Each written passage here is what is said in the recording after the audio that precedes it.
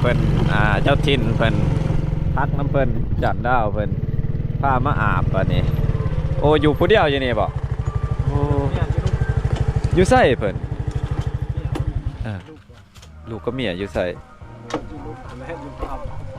โอ้คำบอกกับนอนสุขลาโอ้เมียมันอยู่บ้านอยู่ตัวเมืองโอ้และอนาคตนี่สิได้มาอยู่นี่นะทำมีเงินให้สิแม่นดินดอนตอนหญ้าแม่นอยู่นี่เบิด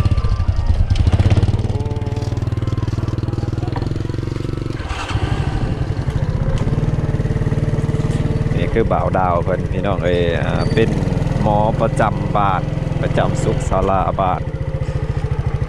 อาบพี่น้องอาบน้ำ โอ้ยว่ามีโอกาสว่าสิให้จานดาวเพิ่นพาเฮาเข้าอันน่ะสำรวจถ้ำได้พี่น้องโอ้ยทำบ่โอ้ยมันไกลทำโอ้กว่าสิฮอดนี่ใกล้เติบบ่ำแม่นนะโอ้นี่คือบ้านสายโสดเพิ่นเด้อยู่ผู้เดียวเมียบ่มาสายโสดแบบนี้ มื้อนี้มาอาศัยพักอาศัยทั้งบ้านพี่น้องเพิ่นอยู่บนดอยพี่น้องเอ้ยทั้งบ้านบ่าวดาวเพิ่น YouTube ชื่อจังได๋ดาวบ้านเราไต่ดาวบ่าวลาวไต่พี่น้องเอ้ยเนาะเดี๋ยวสิขึ้นซื้อซองให้เดี๋ยวฝากผู้ติดตามเท่าใดแล้วเดี๋ยวนี้ 2,000 ป้ายแต่ว่ายังบ่ซื้อเฮ็ดคลิปนะบ่มีล่ะบ่ค่อยมีเวลาเนาะเพราะว่าเพิ่นก็คือหัวเลยพี่น้องเอ้ยติดเวียกติดงานนะพนักงานอยู่นี่น้ำนี่เอามาแต่ผู้บ่จานแม่นโอ้กะคักเด้ น้ำบ้านเพิ่นนี้คนบ้านเพิ่นบ่แม่นของเอาบ่แม่นบ่ของเขา หวังว่าสิบ่ติดลิขสิทธิ์เพียงบ่เป็นสังดอกเขาบ่ปิ่นดอกปลูกกาแฟโอ้ทางพี่เพิ่นปลูกกาแฟพี่น้องเอ้ยอันนี้แม่นดอกกาแฟได้เนาะโอ้หาก็เห็นนี่พี่น้องดอกกาแฟว่าเป็นดอกจังซี่ต่างผลมีงานเปิดเพลงอยู่เปิดเพลงดังหึมโตพี่น้องเอ้ยอากาศเย็นแห้งนะมานี่จนสิบ่กล้าอาบเนี่ยสิบ่อาบเลยมื้อนี้นี่สิล้างแต่ตัวซื่อๆบ่กล้าอาบน้ำบ่าวดาวเพิ่นโอ้เพราะว่านี่น้ำเขานี่โอ้อันนี้แม่นเฮาย่างไปพุ่นบ่ใส่เฮือนเบาลิดโอ้รถแม่นเฮาปะอยู่นี่บ่โอ้ยโอ้ค่อยสิขับรถไปหันอีกแล้วครับเอาคันว่าไปเฮือนเบาลิดอ่ะน่ะย่างเอาก็ได้นี่มอบ่กล้าปะรถอยู่นี่ติโอ้ยเดี๋ยวเอารถไปพุ่นจานย่างเหรอพี่น้องเอ้ยสิไปเขื่อนบาวลิดอีกเสือน้องเขื่อนน้องสายเพิ่นอยู่นี่ล้างเนื้อล้างโตอยู่เขื่อนน้องสายเพิ่นมาอาศัยมาใส่ชีวิตอยู่ทางพี่น้องสาวผู้ด้อยหรือว่าพี่น้องสาวด้อยเพิ่นคืนนึงมื้อนึงพี่น้องเอ้ยเนาะก็ใส่ชีวิตทั้งบ้านเพิ่นก่อนมื้อนี้เกือบกระเสียพี่น้องเอ้ยเกือบกระเสียมื้อนี้เสียไปกิ่งนึงพี่น้อง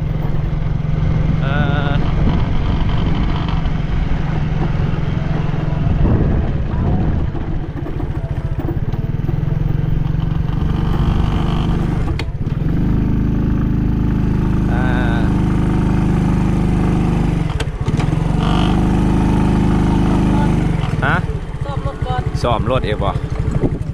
น้องดาวน์โหลดโอ้ตัวนี้ใหญ่บ่ได้ดาวน์โหลดแต่อันนั้นแอปตัวนั้นน่ะมันบ่ได้บ่มันซ่าโพดบ่มันซ่าน่ะ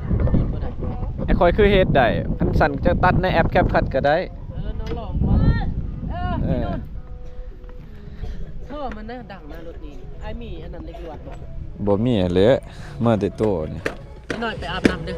อาบนี่อยู่นี่สบายอ่ะเพื่อนน่ะสาวเขาดิน้ำเต็ม อยู่หันบ่ บ่ไปอาบโดยพุ่นอันนั้นน้ำเปื้อน บ่แล้วอยู่ใส่ก็ได้แล้วแต่ตามแต่ว่า ให้มนน้องมีนะเอามาบ่ บ่เป็นหยังข่อยบ่อาบดอกล้างแต่โต บ่อาบให้มนมี ล้างโตเครื่องนึงบ่เป็นหยังเสือกเอามาอยู่ จ้าเอ้ยมีบ่ โธ่พี่น้องหนาวแห้ง นี่ หนาวแห้งทางพี่บ่คิดว่าสิอากาศสิเป็นจังซี่นะปกติแล้วทางบ้านเฮาน่ะอากาศมันจะร้อนมันจะบ่หนาวจังซี่เด้ เดี๋ยวอาบน้ำกันเดี๋ยวเฮ็ดคลิปน้ำกันจะหน่อยนะให้ดาวบาลาไตก็เฮ็ดนิดจะหน่อย คนอีกโอ้ยเนาะอันนั้น เสียงตู้ซ้ำนี่ก็บ่เป็นหยังพี่เนาะ ค่ายมาสเตอร์เฮาสามารถลบ ตัวพูดวัน ลบได้ลบเสียงได้ ทางแอปตัวนี้บ่ แอปค่ายมาสเตอร์มันลบเสียง ใช่ มันล้างน้ำเสียงได้ มาเด้เล็กน้อยนะ โอ้หามาจังซี่เลยบ่แม่นยังเด้อยู่ในหันบ่ปาโตแม่นยังโอ้โทเพิ่นน่ะกระทะ กระทะเหล็ก โอ้ขนาด มือ อากาศน้ำเลี้ยงอากาศจะเป็นสีหนาวๆพี่น้องทางเขตนี่เอ้ยบ่หนาวบ่ เนาะคุ้นเคยเลยลูกนะรู้สึกหนาวๆพี่น้องเอ้ยมาทางพี่พอดีทางไอ้น้องเพิ่นมาพามานี่มีบ่อนำพวกนี้น่าจะแม่นกกหมักเฟืองเอ้าบ่แม่นหมักจันทร์พี่น้องเอ้ยโอเคบ่เห็นแต่อยู่หั่นนั่นผู้แดงมีถ้ำคือกัน มีถ้ำพวกอันนั้นบ้านได้เฮียนตำรวจเด้งามเนาะทางนั้นเนาะ แต่ว่าเขาบ่เคยเข้าจักเทื่อโอ้น้ำอันนี้มันน้ำมหาเทพูบ่ เอาเด้อคุณ เฮาได้เสียบ่แต่ละเดือน บ่เอาเองเฮ็ดเองเลย โอ้แม่นบ่ได้เสียเนาะ แม่น อ๋อ เฮ็ดเองโดยเฉพาะ ไปว่าต่อทอมาแต่ผลเลยมาพี่โอ้ เอานำแล้วก็เฮ็ดท่อซื้อท่อเอง อ๋อ ใส่เอง เป็นกอกสบายบ่ได้เสียเงินเนาะคือทางบ้านอ้ายทางบ้านเฮาเขาเจ้าใส่น้ำประปาแล้วก็เสียเงินแต่ละเดือนเด้ ทาง ตอนเอาเข้าก็เสียเงินบัดใส่มาก็เสียเงินทุกเดือนคือกับใส่ไฟฟ้าพี่น้องในทางนี้จะง่าย สิพิมพ์จังได๋ คนบ่จักแล้วพี่น้องเอ้ยรู้สึกหนาวๆเด้อพี่น้องครั้งแรกที่ได้มาพักอาศัยทางบ้านพี่น้องเพิ่นทางนี้รู้สึกว่าหนาวแฮงบ่เคยมาจักเทื่อมื้ออื่นนี่ไปดักจึงนี่ลองเบิ่งสัมผัสเบิ่งกับสมกับว่าดักจึงแดนหนาวบ่เพราะว่าแต่ก่อนเราเคยไปแต่ช่วงเดือน10บ่เฮาไปเนาะ แม่นเดือนเดือน10เดือน11คือว่าบ่แม่น เดือนมันสิไกลเดือนแม่นบ่ แม่นเดือนกันยายน เอาไปตอนนั้นเดียวมื้ออื่นก็สิไปแต่เช้าเริ่มออกแต่เช้าได้เนาะ ไปจิกายนเอาไปหมด พฤศจิกก็เดือน11 แม่นเลย พี่น้องเอ้ยปุ๊ต่างบนก็มีอีกฝากหนึงหมู่บ้านพี่น้องเอ้ย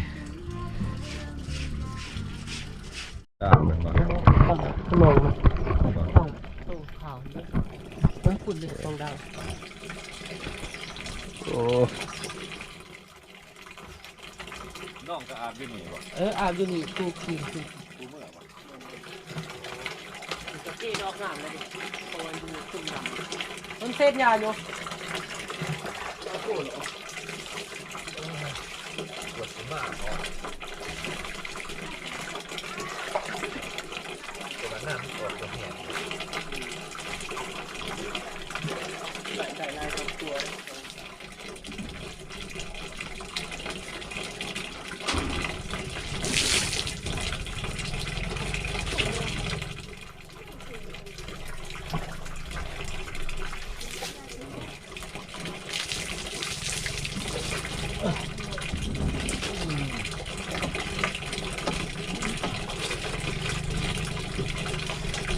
นี่แค่หมดกัน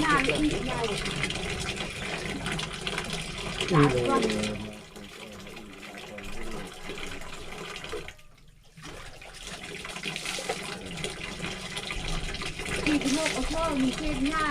เลี้ยง เข็มแล้ว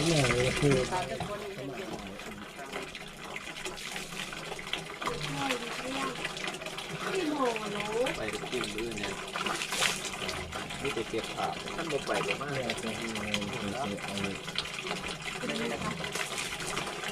ตายใส่หลายๆคลิปหมดเลยจับเต้าตามคลิป เขาคือจี้กิ๊กนี่ว่าได้ถ้าจับสิบอันคิด14นาที บ่ได้หลายดอก64น่ะอันนี้64จะบ่ได้หลายคลิปดอก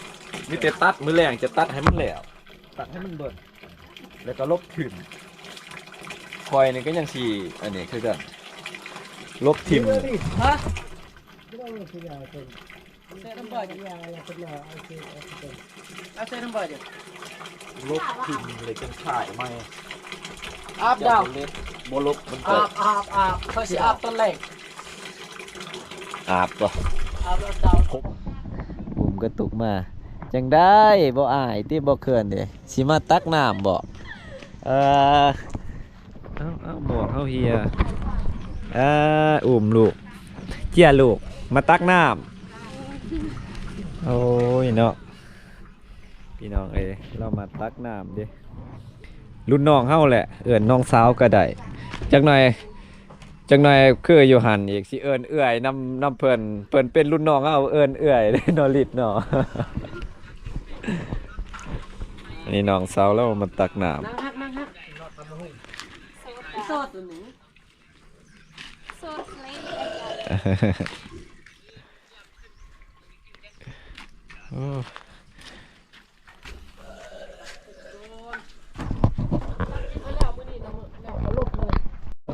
พี่น้องเอ้ย คิดเห็นจากไหนบางครั้งก็ลงไป โอ้แค่นี้บ่เป็นหยังดอกจานเขาข่อยยังถือมาอยู่ในกะในกะยัง ที่อันนี้เงินเป็นยังไงทางบ้านน้องหนาวบ่ หนาว ทางบ้านแม่ทวนเฮาเนาะ หนาว บรรยากาศเป็น อันนี้คือเจ้าถิ่นเพิ่นในกะพี่ทางพี่โอ้ยให้เห็นแต่เครื่องโต้บ่ให้เห็นเบิดโต้พี่น้องเอ้ โอ้ย ย กางเกงไม่เด้อเนาะ ได้ เย็นดีพี่น้องเอ้ย หนาวอย่างที่เนาะ อ่ะ ผักซองเลยติ ผัก มื้ออื่นสิพาอาจารย์เพิ่น ภาคซ่องบ่ใส่ฮอดเสื้อ เมืองดักจึงแปลง มืออื่นพุ่นแหละจังสิพี่น้องเอ้ยบ่คิดบ่ฝันว่ามาฮอดพี่นี่เพิ่นสิต้อนรับเฮาดีขนาดนี้ตอนนี้เฮ็ดอยู่เฮ็ดกินไปได้ มากินข้าว ธรรมดาเลยเนาะ108 แต่งผักเขาอีกเปิดแฟลชอีกบ่โทรศัพท์ จ้องภาษาบ้าน คือกัน อายุมุนหัด จ่องคือกันใช่ละน้องติ่มมาเด้อ เพิ่น แม่เด้อ เก็บของแม่ยังเข้าไปเวียกหมดเข้าไปนำผุนบ่เป็นหยังเลยอ้ายเข้าอาหารยังหลายปรุงซองหมด มากินข้าวสมัครพี่พี่น้อง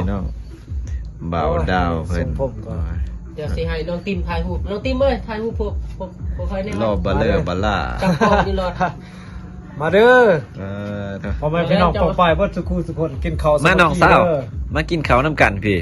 กินเบิดได้คู่คนเลยนี่ได้ ของแท้ได้นี่ แน่ได้ของแท้เด้ โอ้ย ได้อาหารของแท้ห ขอ มู งแท้พี่น้อง อันนี้ก็ขัวหมูใส่กะหล่ำเนาะ โอ้กองบ่เจ๋ง อ่า ของอ้ายเจ๋งบ่ โอ้ยเอาหนึ่งโหลดสิคือกันเด้อจะถิ่นจะทานเด้อขอให้ลูกหลานเด้อตามไปขอให้สุขๆวันๆมื้ออื่นบ่ให้มีแนวเฮียอีก เดียมโกเดียมบ่อยู่หน้าจมใส่รุ่นบอกพี่น้องเพิ่นให้ ได้เลยพี่น้องเอ้ยมากินข้าวนํกันเด้อ โอ้ยมื้อนี้ครับแซ่บๆพี่น้อง บ่คิดบ่ หลากหลายเมนูได้นี่โอ้บ่ธรรมดาเนาะ ของแซ่บ นี่คือซีนหลอดควายนะครับ สิ้นหลอดพี่น้อง เขารีบเพิ่นจัดยังไง บ่คิดบ่ฝันเนาะว่าเพิ่นสิต้อนรับเฮาดีปานนี้นะบ่คิดบ่ฝันพี่น้องเอ้ย มืดครับมืด จนค่ำจนมืดมาแต่ป่าเลยพี่น้องเอ้ย ครับแม่นลองบ่ มันคอมเมนต์ เพิ่นหากินมาพี่น้อง ได้ออก บอลีท่ากินมาเนี่ยแล้วก็มีทางจานดาวเพิ่นจังว่าสิไปไล่สดอยู่ห้องเพิ่นมันมีอยู่ดอกไล่สดแต่ว่าบ่ได้เอามานำกินครับ